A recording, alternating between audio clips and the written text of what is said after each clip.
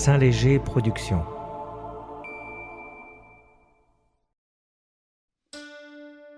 Cette nouvelle collection est la reprise d'un projet initié aux environs de 1981 par des bénédictins et cisterciens soucieux de la transmission authentique des textes de la tradition chrétienne et monastique à des jeunes sœurs et frères dont le français n'est pas la langue maternelle.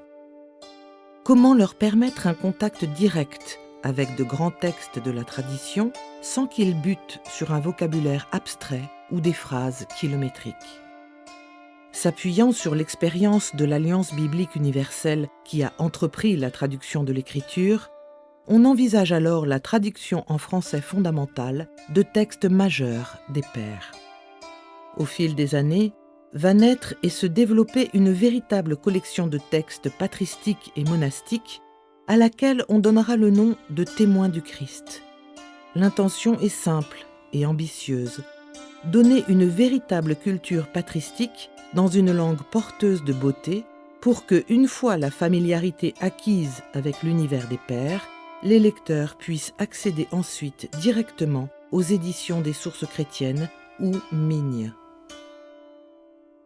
L'expérience a montré que la rigueur du texte en français fondamental favorise aussi une traduction dans une langue africaine ou asiatique, en respectant son génie propre. L'Alliance intermonastère avait immédiatement soutenu le projet, relayé par la société d'édition d'Ancalca, qui prit la responsabilité de l'édition. Ces organismes monastiques ne pouvant plus assurer la continuité de la collection, les éditions Saint-Léger sont désormais chargées de sa publication. Ce renouveau permet aussi d'élargir la perspective. Assez tôt, l'édition, qui avait germé en Afrique, avait déjà dépassé le cadre monastique pour répondre aux besoins des chrétiens de tout milieu et culture. Séminaristes, catéchistes, religieux et religieuses, protestants évangéliques, etc. Une nouvelle ouverture se propose maintenant, en direction d'un public diversifié.